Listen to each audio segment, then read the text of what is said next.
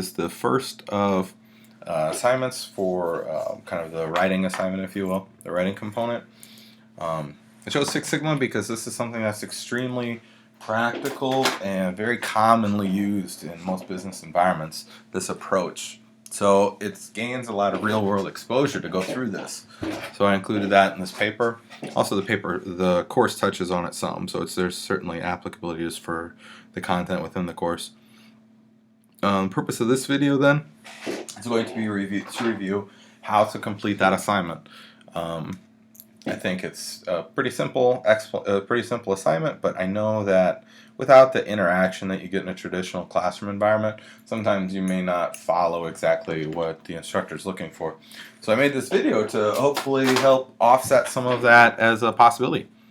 So I'll go through the assignment. This assignment sheet is located a few places, but I'll go ahead and go through that line item.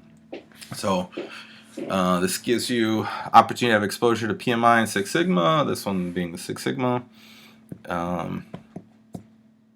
Concern for you here is to have basic understanding of the concept and processes, because there'll be a point if you're in a business environment where this stuff will come up. Okay, so I use a grading rubric for my assignments, as you can tell by now, and I will be grading right off of this rubric. So you'll want to set up your paper in this way. So you'll have 3/4 of a page to a page on the history of Six Sigma.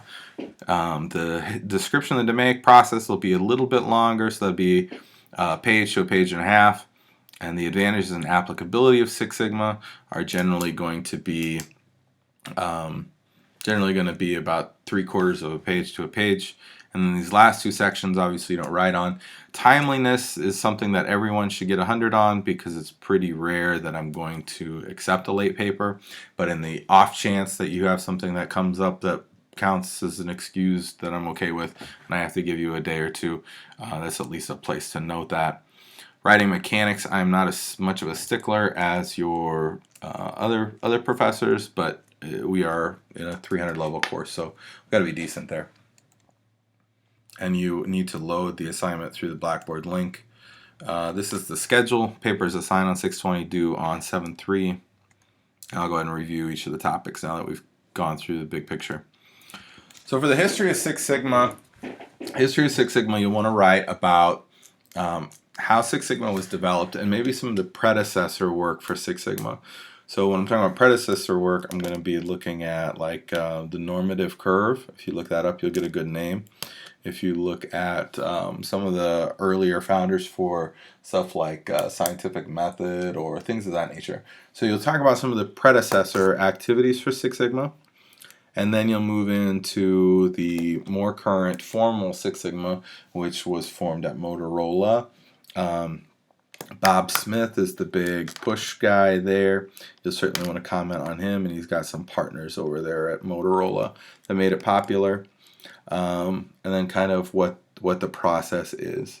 So if you talk about some of the predecessor activities to Six Sigma at Motorola, what Six Sigma is now, and then maybe some companies that use it now, like how it transitioned to America from Motorola. Some big players and how it transitioned to America were General Electric. Was General Electric. That's a big one. Anyway, so you only need like a sentence or two on each of those, a handful of sentences on each of those topics.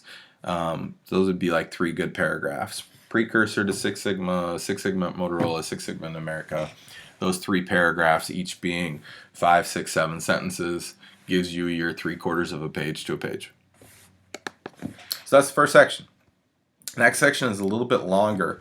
When we talk about the DMAIC process, each one of those letters stands for something: define, measure, analyze, implement, and control. And you'll want to describe each of those steps. So what happens in the define phase, what happens in the measure phase, the analyze phase, implement phase, control phase. Because Six Sigma projects are traditionally go through these specific steps. So each one of those should be a solid paragraph. DMAIC should all have its own paragraph. During the define phase, this is what happens. The define phase ends with the toll gate. The define phase often utilizes, it's a big call out here to note if there's any tools that are applicable in those phases. That's an easy call out to show that you understand what happens during there. And then the last section, advantages and applicability of Six Sigma. Here you got two distinct things to talk about, two separate little paragraphs. One of the paragraphs, or they should be solid paragraphs, but one of the paragraphs is the benefits to the company, and then the benefits to the second paragraph is the benefits to the individual. For the benefits to the company, this is a repeatable process on how to improve things. Benefits to the company should also be that when implementing some standardization like this, people understand the cadence, so you gain efficiencies. It's a proven methodology that a lot of companies have benefited from, so it's known that the methodology has some value. Some other company benefits. It's easy to recruit and retain for these specific skill sets because you can identify them with certification. So that would be about it for the company. You could use some examples there as well for companies that have utilized Six Sigma and how well they've done. So this would be a good time to put in like a GE was able to save such and such money using Six Sigma to show that it was a proven technique. And then the second paragraph piece of that is what benefits is there to the individual. So from an individual perspective, and one of the reasons I like to call it out is it's a valuable skill set. And by valuable, I mean employable. So if you have certifications in Six Sigma, it's easy for you to get jobs to utilize that because companies look for that. It also makes you valuable to the organization, not just from a job perspective, but once you get there, you're able, if you're comfortable with this process, you're able to utilize it and help the company out, which of course helps you. So that's the paper. I'll go through one more time, just telling you what your paragraph should be.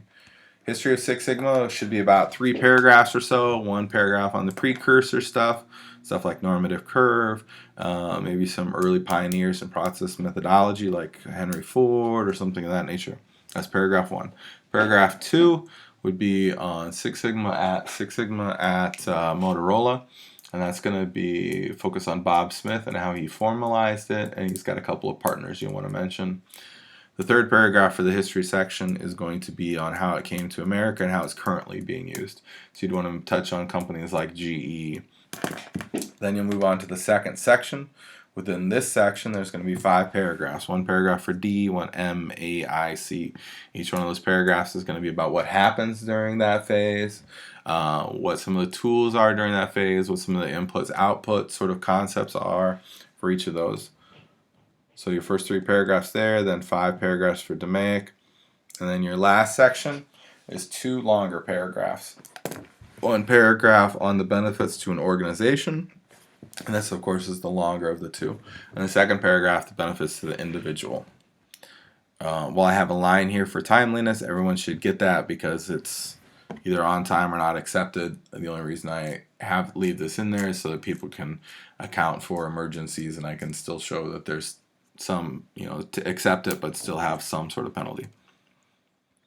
Okay, so that's the Six Sigma paper. Again, I am a very engaging professor, so I encourage questions.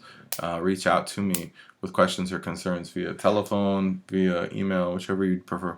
Thank you very much. Best of luck.